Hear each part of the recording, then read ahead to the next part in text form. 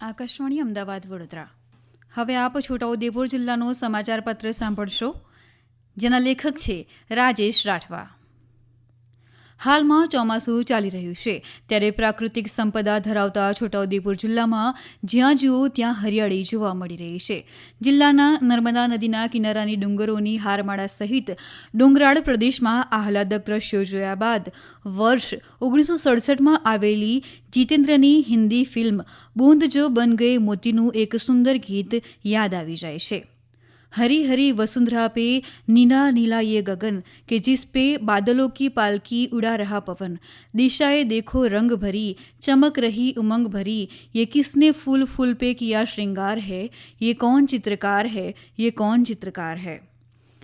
વનરાજીથી છવાયેલા જિલ્લાના વિસ્તારમાં કુદરતે લખલૂટ સૌંદર્ય પાથર્યું છે.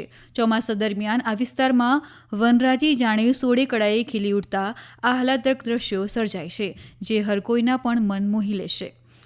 ચાલુ વર્ષ દરમિયાન ખેતીલાયક વરસાદ વરસતા હાલ ખેડૂતો ડાંગરની રોપણીના કામમાં જોતરાયા છે, અને એમાં પણ એકબીજાની મદદ કરવાની ભાવનાથી સૌ ભેગા મળી એકબીજાનું કામ પાર પાડવાની હુંડેલ નામની સામાજિક વ્યવસ્થાથી ખેડૂતો ખેતી કામ કરી રહ્યા છે.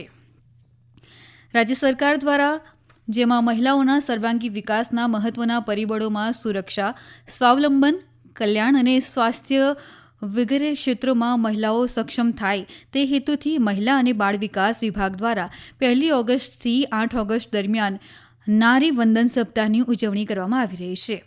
તો 9 ઓગસ્ટ વિશ્વ આદિવાસી દિવસ સપ્તાહની સામાજિક કાર્યકરો દ્વારા ઉજવણી કરાઈ રહી છે.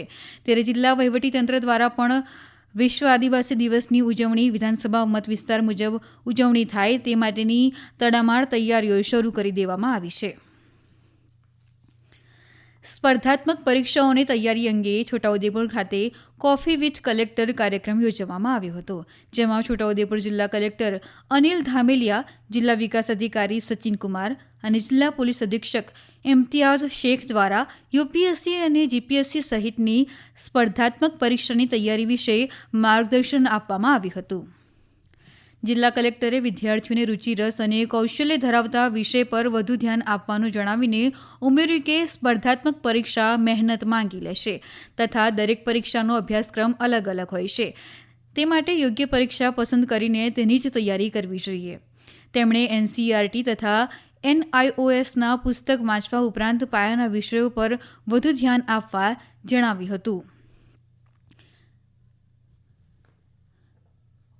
તેમણે દરેક વિષયોનું નિર્ધારિત સમય માટે વાંચન કરીને પુનરાવર્તન કરવા જણાવ્યું હતું. શ્રી ધામેલિયાએ સ્વ અધ્યયન કરવા પર ભાર મૂકીને ગુજરાતી, અંગ્રેજી બંને માધ્યમ સરખા હોવાનું જણાવ્યું હતું.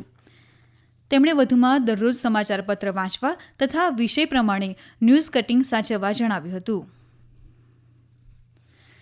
જિલ્લા પોલીસ અધિક્ષક ઇમ્તિયાઝ શેખના અધ્યક્ષસ્થાને સાયબર ક્રાઇમ જાગૃતતા અંગે પત્રકાર પરિષદ યોજાઈ. આ પત્રકાર પરિષદમાં જણાવવામાં આવ્યું હતું કે કોઈપણ બેંક, મોબાઈલ કંપનીમાંથી ફોન કોલ આવે તો કોઈપણ જાતના બેંક એકાઉન્ટ તથા ઓટીપીની માહિતી શેર કરવી નહીં.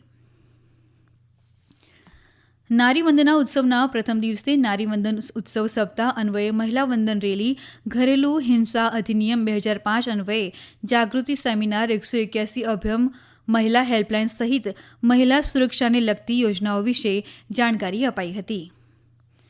જિલ્લામાં નારીવંદન ઉત્સવ સપ્તાહ અન્વયે મહિલા અને બાળ વિકાસ વિભાગ ગાંધીનગર દ્વારા પ્રેરિત અને જિલ્લા મહિલા અને બાળ અધિકારીની કચેરી દ્વારા મહિલા સુરક્ષા દિવસની ઉજવણી કરવામાં આવી હતી. હમણાં જ આપે છોટાઉદેપુર જિલ્લાનો સમાચાર પત્ર સાંભળ્યો, જેના લેખક હતા રાજેશ રાઠવા. આ પ્રસારણ આકાશવાણીના અમદાવાદ વડોદરા કેન્દ્ર પરથી કરવામાં આવ્યું.